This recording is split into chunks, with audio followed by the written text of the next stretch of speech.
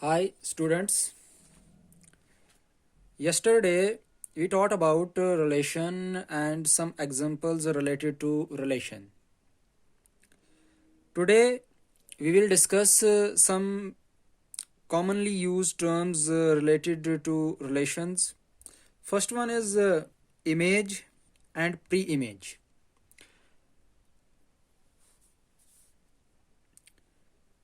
Image and pre-image. As we know that, जैसे कि आप जानते हैं कि हमने क्या किया था, हमने एक रिलेशन लिया था. ए क्रॉस रिलेशन हम किसको कहते थे? A relation is a subset of Cartesian product. जो रिलेशन होता था वो कार्टेशियन प्रोडक्ट का एक सबसेट होता था. Relation is a subset of Cartesian product. तो कार्टेशियन प्रोडक्ट हमारे पास कुछ आया था, ठीक. तो उसमें हमने उसी कार्टेशियन प्रोडक्ट में से कुछ ऑर्डर्ड पेयर उठाए थे जिनको हमने रिलेशन कहा था एज पर डेफिनेशन. तो अब बात है ये इमेज और ये प्री इमेज, ये होता क्या है? तो सबसे पहले मैं बात करता हूं इस इमेज की. इमेज क्या होता है? बोल रहा है इन एनी ऑर्डर्ड पेयर. कोई भी ऑर्डर्ड पेयर, समझना. Second element is called image of first element. That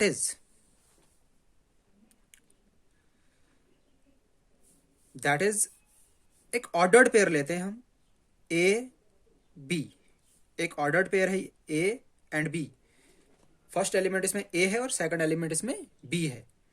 तो इसके अकॉर्डिंग क्या कह रहा है? ये जो सेकंड एलिमेंट होगा, सेकंड एलिमेंट जो होगा वो इमेज कहलाएगी. किसकी? फर्स्ट एलिमेंट की. That is A and B is an ordered pair. ये एक ऑर्डर्ड पेयर है जिसमें B is the image of A. B is the image of A. तो इसको हम कहते हैं इमेज. इसको हम क्या कहते हैं? इमेज. जैसे अगर हमारे पास कोई एग्जांपल होगी, जैसे फॉर एग्जांपल मैं एक ऑर्डर्ड पेयर लेता हूं 1 4 1 4. So 4, this 4 is the image of what? 4 is the image of 1. This implies 4 is the image of 1. जो डेफिनेशन कही, क्या कही डेफिनेशन ने? अगर हमारे पास एक ऑर्डर्ड पेयर है, क्या है? Ordered pair. उसका जो सेकंड एलिमेंट है, ऑर्डर्ड पेयर में हमेशा दो एलिमेंट्स होंगे, जो इसका सेकंड एलिमेंट है वो इमेज होगी पहले एलिमेंट की. तो ये एक ऑर्डर्ड पेयर, तो ये सेकंड एलिमेंट है, तो ये 4 सेकंड एलिमेंट है और ये 1 फर्स्ट एलिमेंट है. तो 4 इज द इमेज ऑफ 1. ये हुई बात किसकी? इमेज की. अब बात करते हैं हम प्री इमेज की. इसमें भी हम यही बोलते हैं in any ordered pair first element is called pre-image of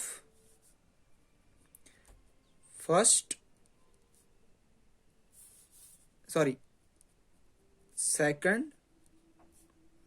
element.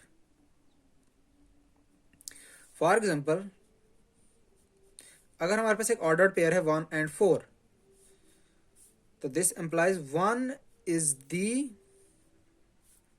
Pre image of 4. तो ऐसे हम कहेंगे. अब जो हमारे पास दूसरी बात है वो है डोमेन। डोमेन हम किसको कहेंगे? तो लिखते हैं definition. In a relation, in a relation set of first element of an ordered pair is called domain। समझना क्या कह रहा है डेफिनेशन। इन अ रिलेशन, अब बात कर रहा है रिलेशन की, बात कर रहा है रिलेशन की। जो एक रिलेशन होगा, set of first element, set किसका? फर्स्ट एलिमेंट का, ऑफ एन ऑर्डर्ड पेयर। जितने भी ऑर्डर्ड पेयर होंगे उन सभी का पहला एलिमेंट को कहूंगा मैं डोमेन, कहूंगा मैं domain. Therefore domain of relation one, domain of relation one, तो आपको याद होगा जो हमारा रिलेशन वन था, मैं यहां पे लिख देता हूं। रिलेशन वन हमारा क्या था? एक सेट था 1 4, याद होगा आपको,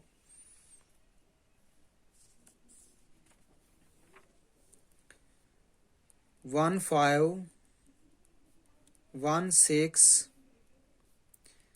2 4 2 5 2 6 3 4 3 5 एंड 3 6। ये हमारा याद होगा आपको, जो हमने कल एक रिलेशन लिखा था R1, जिसमें हमने क्या लिखा था कि जो y होगा हमेशा x से बड़ा होगा। तो ये एक रिलेशन था, ये एक रिलेशन था। तो इस रिलेशन R1 का डोमेन क्या होगा?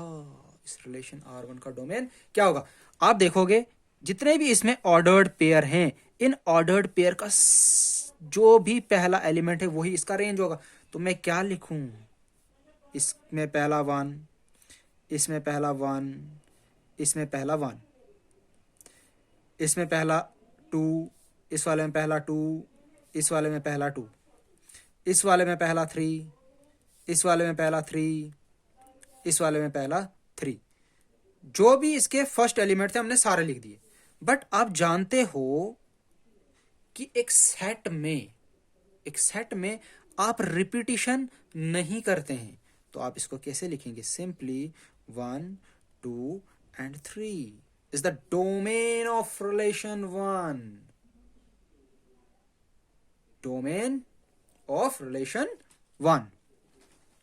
सिंपली एक प्लेन, सिंपली अगर हम सिंपल शब्दों में अगर कहें तो हम कह सकते हैं set of pre image, sorry, pre images of ordered pair is called domain। Any doubt? कुछ और एग्जांपल्स देखते हैं। जैसे हमारे पास रिलेशन सेकंड था 1 4 2 5 3 + 6। इसकी डेफिनेशन आपको पता थी, क्या थी? कि जो y होगा वो x + 3 होगा। तो एज पर दिस डेफिनेशन ये हमारा रिलेशन आया था R2, जो हमने प्रीवियस टॉपिक में पढ़ा था। तो अब इसमें इसका डोमेन क्या होगा? तो डोमेन ऑफ R2 आपको बताया है मैंने, डोमेन किसको कहते हैं? जो भी हमारे पास ऑर्डर्ड पेयर होगा, जो भी हमारे पास ऑर्डर्ड पेयर होगा, जो उसका पहला एलिमेंट होगा उसको हम क्या कहेंगे?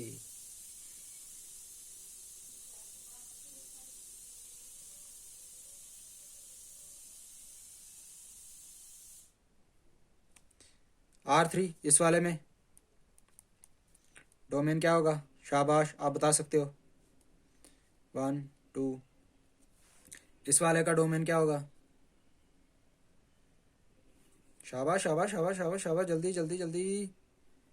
अरे सेट है, एम्प्टी सेट, इसका डोमेन होगा 5। Clear? So please pause the video and note it down। तो बच्चों अब आप देखिए, रेंज। रेंज किसको कहते हैं?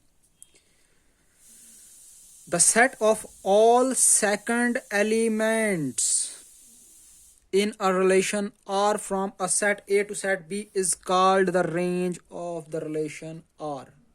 अब क्या कह रहा है? जो हमारे पास रिलेशन होगा, जो हमारे पास रिलेशन होगा R from set A to set B, जैसे कि हमने बनाया था। तो एक रिलेशन हमने ऐसा बनाया था जिसमें y हमेशा बड़ा होगा x से। हमने एक रिलेशन बनाया था R1। तो बोला इस रिलेशन में जितने भी हमारे पास ऑर्डर्ड पेयर हैं, जितने भी हमारे पास ऑर्डर्ड पेयर हैं, उनका जो सेकंड एलिमेंट होगा, सेकंड एलिमेंट होगा, उसको हम रेंज कहेंगे।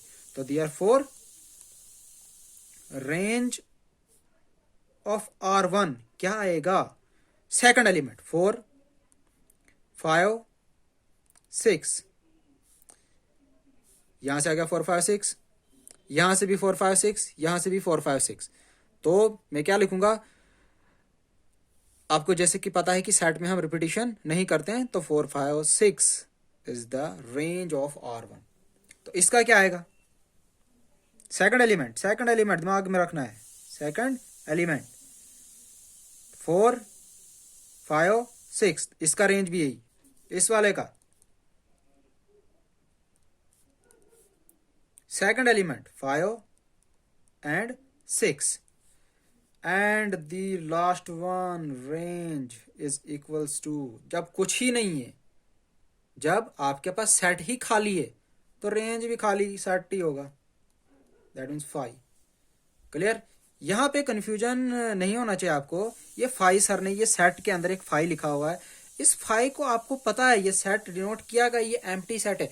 एम्प्टी सेट को डिनोट ही करते हैं 5 से। इस 5 का कुछ मतलब नहीं है यहाँ पे कि कोई वैल्यू है। 5 मीन्स यहाँ पे कुछ भी नहीं है, दैट मीन्स एम्प्टी सेट है, एम्प्टी सेट है। तो कंक्लूजन हम लिख सकते हैं 10, इन शॉर्ट लिख सकते हैं, set of images is called range। set of images is called range। अब हमारा अगला है इसमें एक और टॉपिक, यहां पे लिखता हूं मैं, फोर्थ वन, को डोमेन।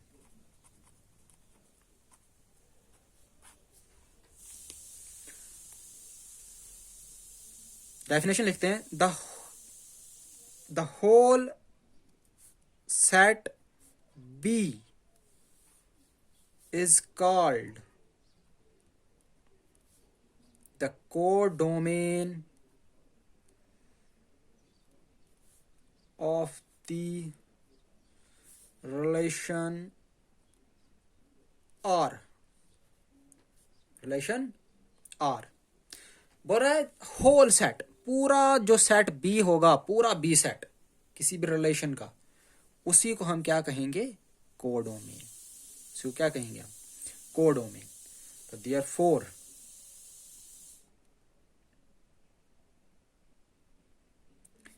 क्या कह सकता हूं मैं? R1 R2 R3 and R4। अब ये कंफ्यूज नहीं होना आप, ये सर ने R1 R2 R3 R4 क्या लिखा हुआ है? ये कुछ नहीं है, relation first, relation second, relation third and relation fourth, ये सारे रिलेशन लिखे हैं। Have set B as codomain. इन सभी रिलेशन का, इन सभी रिलेशन, ये जितने भी रिलेशन बने हैं R1 R2 R3 and R4, ये जिस भी सेट से बने हैं, ए एंड बी सेट से बने, तो ये जो बी सेट होगा, ये वाला सेट यहां पे लिखा हुआ है, यही इसका क्या होगा? कोडोमेन। तो this implies range is the subset of codomain. जो रेंज होगा वो कोडोमेन का ही एक सेट होगा, कोडोमेन का ही सेट होगा। अब देखिए है कि नहीं है, बोल रहा है जो रेंज है वो कोडोमेन का ही सेट होगा, सबसेट होगा, सॉरी। तो देखते हैं होगा कि नहीं। देखो कोडोमेन जो था हमारा वो क्या था, बी इक्वल टू 4 5 6। तो यहां पे देखो रेंज आई 4 5 6, या सेट या पूरा ही सेट आएगा या तो उसी का सबसेट आएगा।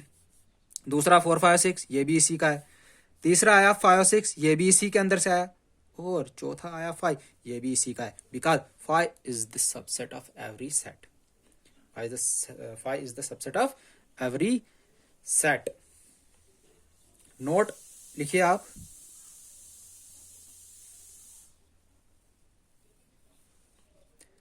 रिलेशन कैन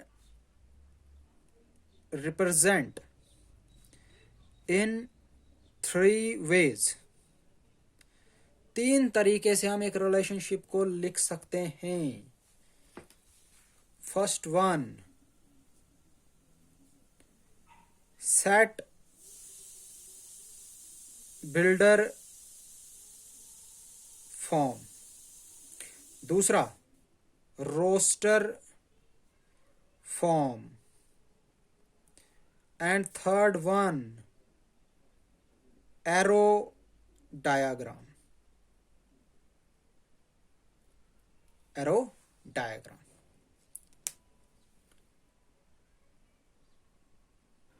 तो आगे देखो बच्चों, जो अभी मैंने आपको बताया, हम एक किसी भी रिलेशन को हम एक तो सेट बिल्डर फॉर्म में लिख सकते हैं, रोस्टर फॉर्म में लिख सकते हैं, या तो एरो डायग्राम में लिख सकते हैं।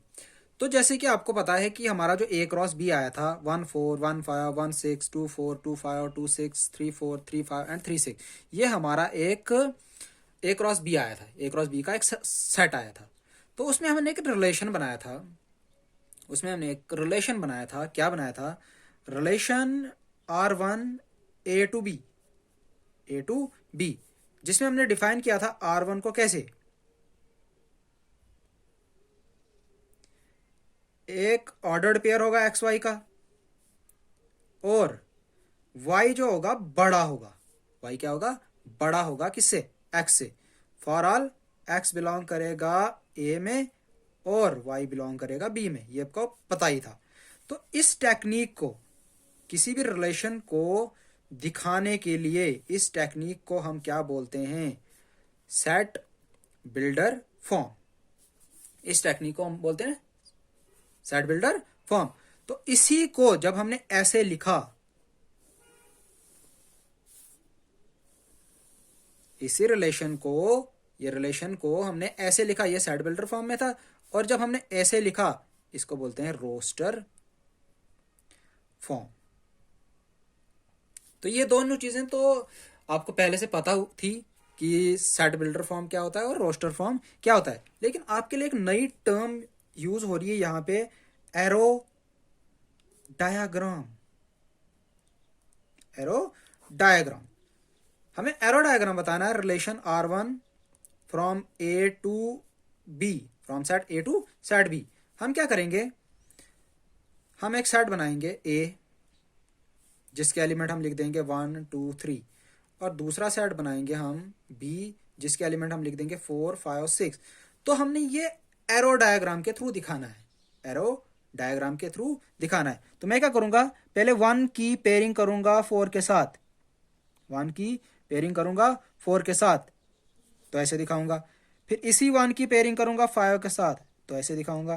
फिर इसी 1 की पेयरिंग करूंगा 6 के साथ, तो ऐसे दिखाऊंगा। तो सिमिलरली जब 2 की पेयरिंग करूंगा 4 के साथ, तो ऐसे एरो बनाऊंगा। फिर 2 की पेयरिंग करूंगा 5 के साथ, यहाँ पे एरो बनाऊंगा। तो 2 की पेयरिंग करूंगा 6 के साथ, ऐसा बनाऊंगा। फिर सिमिलरली 3 की पेयरिंग करूंगा 4 के साथ, ऐसे एरो बनाऊंगा। 3 की पेयरिंग करूंगा 5 के साथ, तो ऐसे एरो बनाऊंगा। तो 3 की पेयरिंग करूंगा 6 के साथ, तो ऐसे एरो बनाऊंगा। तो इस रिप्रेजेंटेशन को, यह है representation of relation by using arrow diagram. तो एरो डायग्राम से हम ऐसे दिखाते हैं। तो जैसे हमारे पास एक रिलेशन 2 था, याद होगा आपको, from set A to set B। क्या रिलेशन था, ए और बी दो सेट थे, 1 2 3 4 5 6। तो आपने देखा था 1 4 आया था, 2 5 आया था, 3 6 आया था। ये हमारे पास सेकंड रिलेशन था।